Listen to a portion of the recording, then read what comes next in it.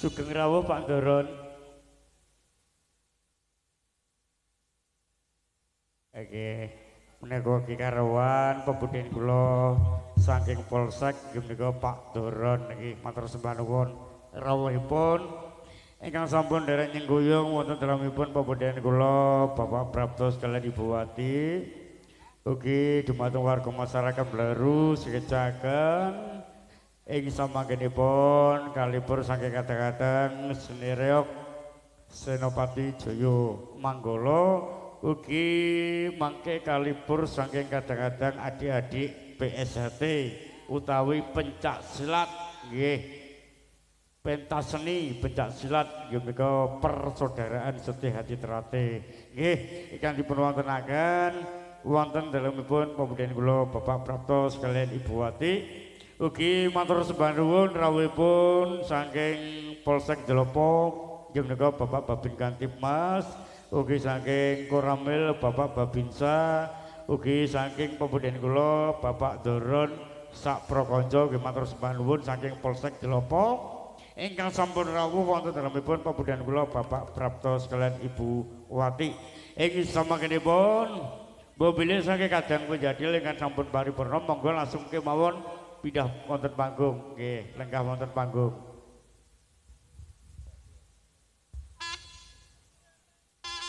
nggih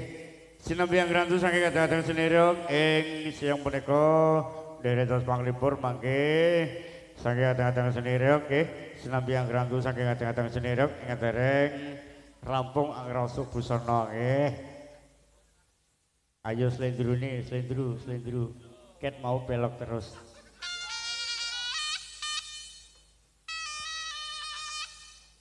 Wiwitane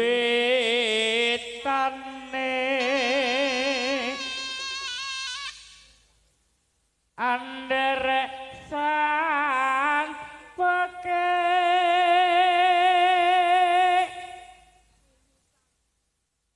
priya bagus kang olah budaya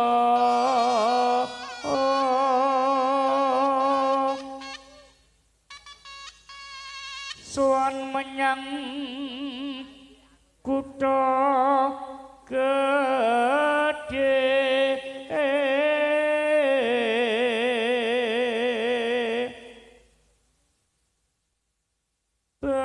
bandara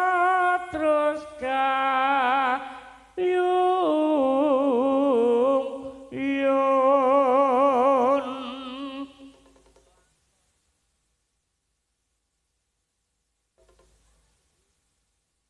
selendang kuning kang saking ukir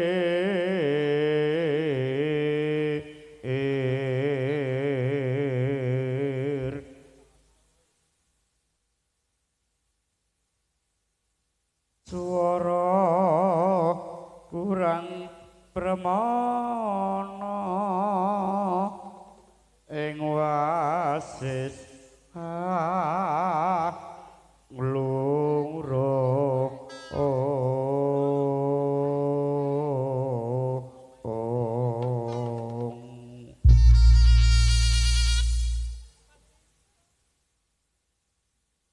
anglurung marang bandara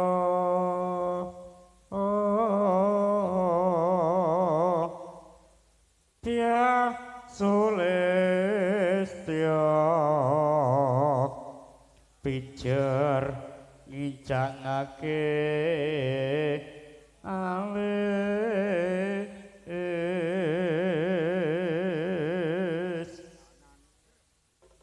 terus tresno sesiyeman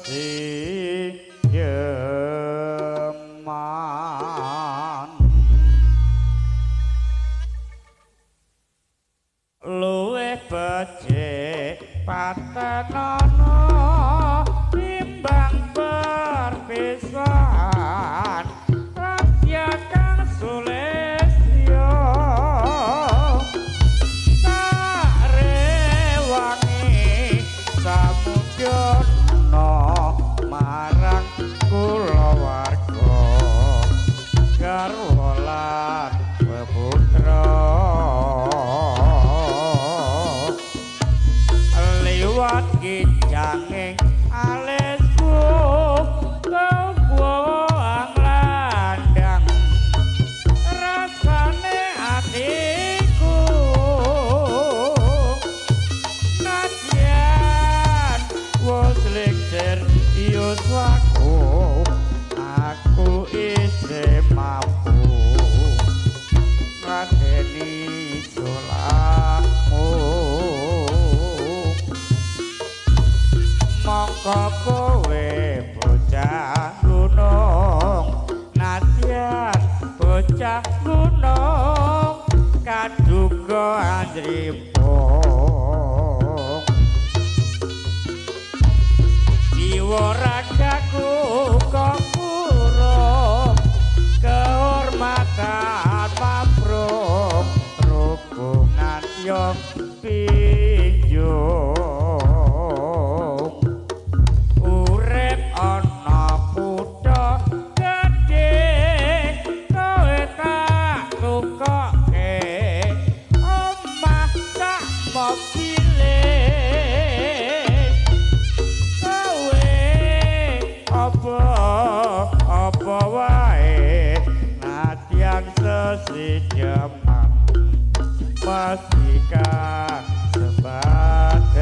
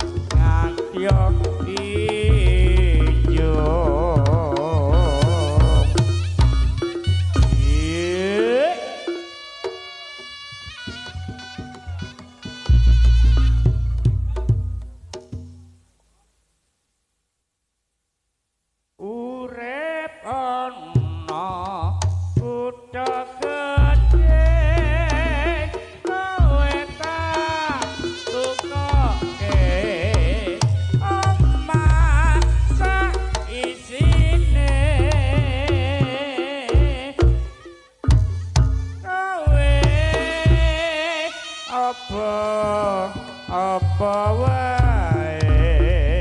nadyan sesidyaman mesti kasembadan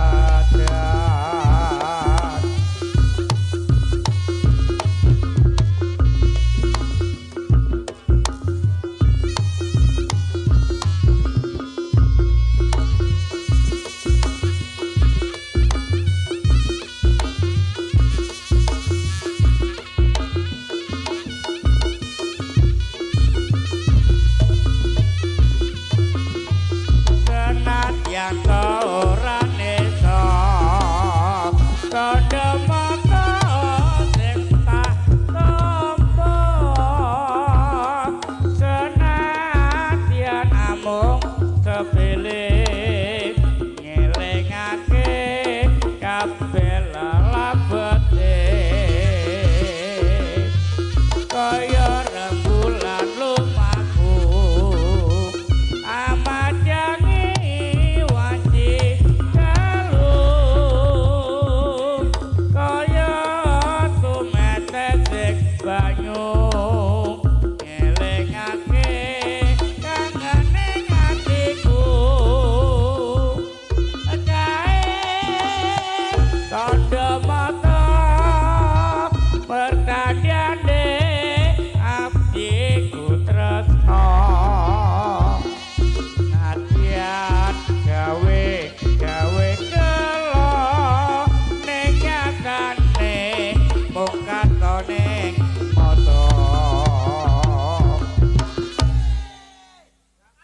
sik to tak urus iki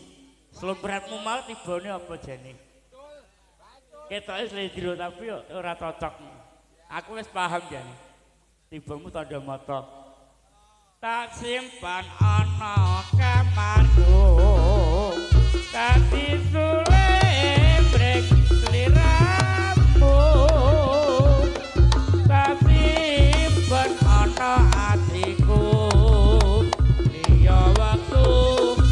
kali ketemu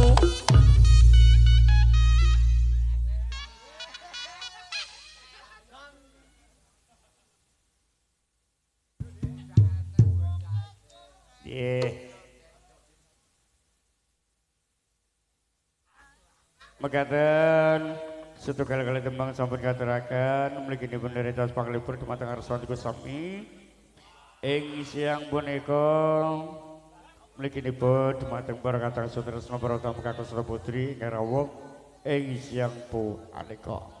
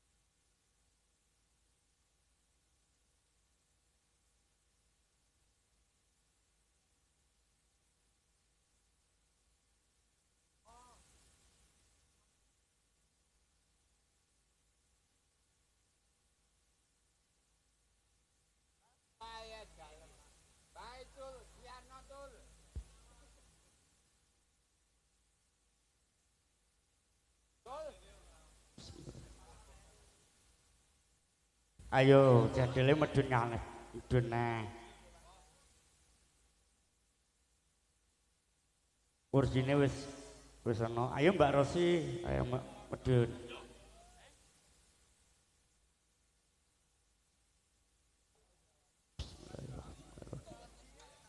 Assalamualaikum warahmatullahi wabarakatuh.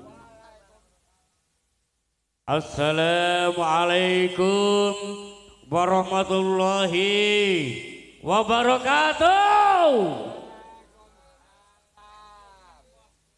ingkang sampun jawab salam kawula mugi sedaya warga masyarakat Blaru kawula dongaaken pinaringan rezeki ingkang kathah barokah turah blawah saged damel tindak Mekah amin Allahumma amin. Alhamdulillahirabbil alamin. Assalatu wassalamu asrofil anbiya'i wa mursalin wa ala alihi wa sahbihi asma'in amma ba'du la haula wa la quwata illa billahil aliyyil azim. Winantu sagung panghormatan dumateng para punden para bini sepuh aji sepuh ingkang satu hulep ting pitutur ingkang kala tresnani saderengipun kala ngaturaken jejer ngabiyantara dumateng arsa handika sami ing siang menika saderengipun kawula hormati menika Bapak saking Kapolsek Delopo ingkang sampun rawuh atau yang mewakili ingkang kaping kalih yang terhormat menika Bapak saking Polres Madiun atau yang mewakili ingkang kaping 3 menika saking Koramil ingkang mewakili ugi sedaya warga masyarakat Blaru Melilir Kabupaten Madiun ingkang sampun rawuh ing sak menika wonten dalemipun Bapak Prapto sak keluarga.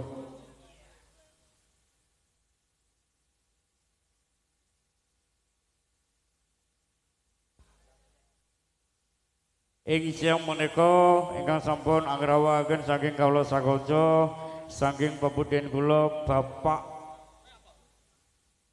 Prapto sekalian Ibu Wati Kinan 99 family menika tasakuran sampun dugaaken reok ing siang menika mliginipun derek taos panglipur utawi sedekahan dono weweh dumateng masyarakat Blaru ing sasekitaripun. Ing siang menika dumateng keluarga besar Bapak Prapto sepisan malih sampun dugaaken reok nggih. Sampun dugaaken reok nggih. Nggih, ing siang menika ugi saking matur sembah nuwun saking pepudhen kula Bapak Prapto ingkang sampun dugaaken reok saking Senopati Jaya Manggala ingkang mijil saking tlatah Klepek Delopo ingkang dipun pangarsani menika pepudhen kula Bapak Eko ing siang menika ing samangkenipun badhe derek taos panglipur dumateng arsa handika sami mliginipun dumateng warga masyarakat Blaru sak sekitaripun ugi boten ngantalumben ing samangkenipun ugi kalipur saking kadang-kadang PSHT menika saking pepudhen kula Bapak Prapto sekalian Ibu Wati ing samangkenipun ugi kalipur saking kadang-kadang sederek menika tari jadil bujang ganong utawi kadak merak ing sak sampun paripurnanipun nggih ing siang menika saking pepudhen kula Bapak Prapto sugeng amirsani matur sembah nuwun rahipun semoga ingkang tasih wonten tebih merapat nggih monggo merapat ningali kibyaripun utawi kiprahipun seni reok saking kadang-kadang Senopati Jaya Manggala ing siang menika nggih ugi dumateng para kadang sutresna para tamu kakung sareng putri ingkang rawuh sekecaken pralegan senambiang edapi pasugatan ingkang sampun dipun aturaken dumateng pepudhen kula Bapak Prapto sekalian Ibu Wati ugi sekecaken senambi hamirsani kridanipun saking kadang-kadang warga PSHT monggo jaya selaku pimpinan dari Bapak Suprapto adik naik naik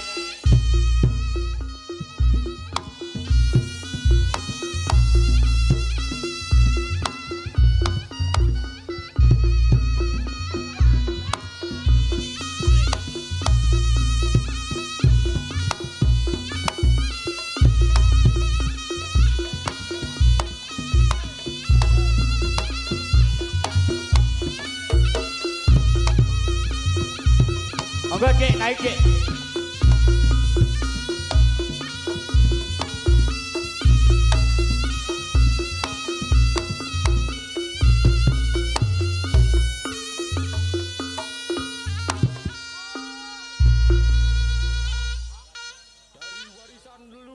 bangsa. Pencak silat Paradis Nusantara. Madiun Kampung Pesilat Indonesia.